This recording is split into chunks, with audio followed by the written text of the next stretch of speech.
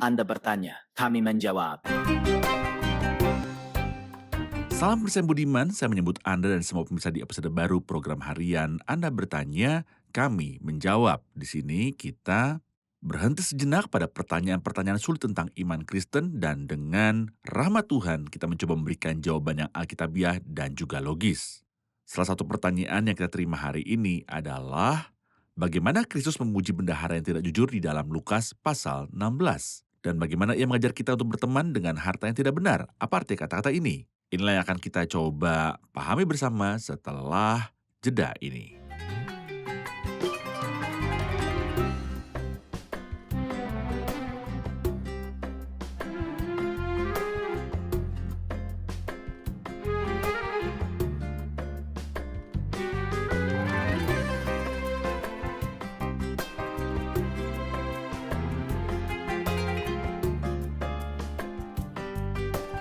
Beberapa orang baca perumpamaan tentang bendahara yang tidak jujur yang ceritakan Kristus dalam Lukas pasal 16 ayat 1 sampai 13 dan mereka tersandung karena dua alasan. Pertama, bagaimana Kristus memuji bendahara yang tidak jujur itu, dan kedua, ketika Tuhan berkata, "Dan aku berkata kepadamu, carilah sahabat bagi dirimu sendiri dengan kekayaan yang tidak benar." Bagaimana Kristus memuji bendahara yang tidak jujur itu dan bagaimana Kristus mengajar kita untuk berteman dengan kekayaan yang tidak benar. Untuk memahami latar belakang kata-kata ini, mari kita baca konteksnya apa yang dikatakan dalam Lukas 16. Ia juga berkata kepada murid-muridnya, ada seorang kaya yang punya seorang pengurus dan tuduhan diajukan kepadanya bahwa orang ini menghambur-hamburkan harta miliknya. Dan dia memanggilnya dan berkata kepadanya, "Apa ini aku dengar tentangmu? Serahkanlah laporan pengelolaanmu karena engkau tidak dapat lagi menjadi pengurus." Dan pengurus itu berkata kepada dirinya sendiri, "Apakah yang harus aku perbuat? Karena Tuanku mengambil alih pengelolaanku dariku. Aku tidak cukup kuat untuk menggali dan aku malu untuk mengemis. Aku telah memutuskan apa yang harus kulakukan sehingga ketika aku dilepaskan dari pengelolaan, orang dapat menerimaku dari rumah mereka." Maka ia memanggil orang-orang yang berhutang kepada tuannya satu persatu dan berkata kepada yang pertama, "Berapa yang kau hutangkan kepada tuanku?" Dia berkata, "100 takar minyak."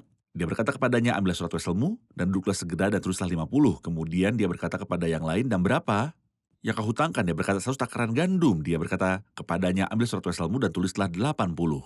Sang guru memuji kelicikan bendahara yang tidak jujur itu, sebab anak-anak dunia ini lebih cerdik terhadap sesamanya daripada anak-anak terang. Dan Kristus melanjutkan dengan mengatakan, "Dan aku berkata kepadamu, carilah sahabat bagi dirimu sendiri dengan menggunakan kekayaan yang tidak benar, sehingga ketika itu habis, mereka dapat menerima kamu ke dalam tempat tinggal yang kekal." Dan untuk menjawab pertanyaan ini, kita harus memikirkan dua hal. Apa arti kekayaan yang tidak benar? Hal kedua, apa yang Kristus puji dari seorang bendahara yang tidak jujur? Apa arti kekayaan yang tidak benar? Kekayaan yang tidak benar bukanlah uang hasil curian yang diperoleh secara tidak sah, karena kitab suci mengajarkan pada kita untuk menolak uang hasil curian apapun jika kita tahu dari mana asalnya. Dan kitab Ulangan mengajarkan kita bahwa upah seorang pelacur atau uang hasil curian atau penipuan tidak akan pernah masuk ke dalam pembenaran Tuhan. Seseorang tidak boleh mencuri dan memberikan persembahan. Tidak pernah. Allah menolak hal ini. Lalu apa itu kekayaan haram? Kekayaan haram adalah semua uang di dunia karena ekonomi dunia dijalankan sedemikian rupa sehingga tidak sejalan dengan kehendak Tuhan. Hal ini dapat mengorbankan penindasan kaum miskin dan memperkaya kaum kaya dengan mengorbankan kaum miskin. Dan perdagangan senjata, perdagangan seks, perdagangan narkoba, bisnis global yang berbasis perdagangan gelap. Sayangnya sebagian besar uang dunia termasuk di dalam kategori ini, yaitu kekayaan haram. Namun, saya juga dapat mendefinisikan kekayaan yang tidak benar sebagai semua uang yang kita miliki yang tidak dibelanjakan sesuai dengan kehendak Tuhan.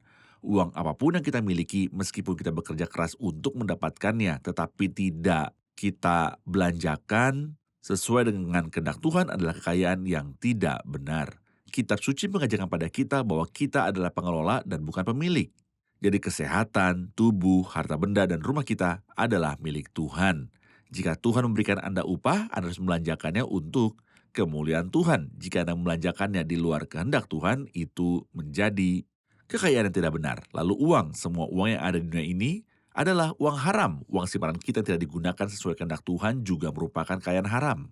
Bahkan dalam kitab Maleakhi, tentang orang-orang yang tidak memberikan persembahan atau persepuluhan, ia berkata, "Dapatkah manusia merepok Allah? Apakah engkau merepok Tuhan?" Inilah arti kata uang haram.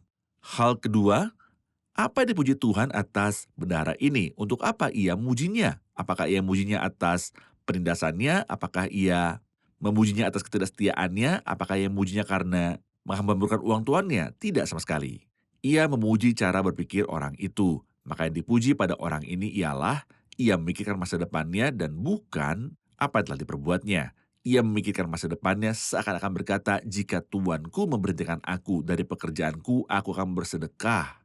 Supaya ketika aku diberhentikan, aku mendapat kawan-kawan. Cara berpikir ke depan adalah apa yang Tuhan anjurkan dan mungkin ini menjawab banyak pertanyaan. Apa itu hikmat? Hikmat adalah memikirkan masa depan ketika sang guru mengajarkan kita untuk belajar dari semut. Pergilah kepada semut, hai pemalas. Dia menyiapkan rotinya di musim panas. Dia berpikir tentang masa depan dan kita juga harus mempersiapkan diri untuk masa depan. Jadi apa yang Tuhan puji dari bendahara ini bukanlah mencuri uang tuannya atau menghabiskan uang tuannya, melainkan cara berpikirnya yang futuristik. Ia amankan sendiri dan apakah ini sesuatu yang patut dipuji?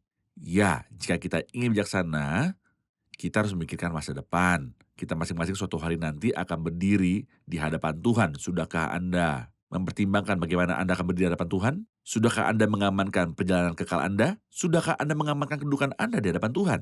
Anda akan berdiri di hadapannya di hadapan tahta Kristus sebagai orang percaya untuk menerima pahala, atau Anda akan berdiri di hadapan tahta putih yang agung sebagai orang berdosa yang menunggu penghakiman. Anda perlu mempersiapkan diri untuk kekekalan. Anda harus berlindung dalam karya Kristus di kayu salib. Mari kita lihat apa yang Kristus katakan. Dan aku berkata kepadamu, carilah sahabat bagi dirimu sendiri dengan kekayaan yang tidak benar. Karena semua uang yang ada di dunia dan uang di tangan kita, kecuali kita membelanjakannya sesuai dengan kehendak Allah, adalah kekayaan yang tidak benar. Lalu apa yang harus kita lakukan? Kita berteman dengan kekayaan yang tidak benar. Artinya kita menghabiskan uang untuk makanan dan minuman yang hanya akan bertahan beberapa jam di perut sebelum habis. Ini disebut makan yang akan binasa, atau kita bisa menabung untuk pekerjaan Injil, membagikan Alkitab, memenangkan jiwa bagi Kristus, mendukung orang lain agar mereka menghadiri konferensi, mendukung pekerjaan Tuhan. Karena semua ini memiliki hasil kekal. Ketika kita mencapai kekekalan, kita akan bertemu orang-orang yang kita peroleh bagi Kristus melalui pengeluaran uang kita. Dengan demikian kita telah berteman dengan kekayaan yang tidak benar. Bagaimana dengan orang-orang miskin di lingkungan pertemanan kita? Bagaimana dengan mereka yang membutuhkan? Di lingkungan pertemanan kita, akankah kita menyimpan dan mengumpulkan untuk diri sendiri dan membiarkan orang lain yang membutuhkan, miskin dan melarat, sangat membutuhkan? Mari kita tinggalkan kepentingan kita sendiri dan melakukan dua hal. Menghabiskan apa yang kita miliki untuk menjalin pertemanan. Nomor 2, kita harus berpikir bijak tentang masa depan. Pemirsa yang terkasih, pikirkanlah tentang kekekalanmu. Pastikan perjalanan kekekalanmu dan berlindunglah pada karya Kristus di kayu salib.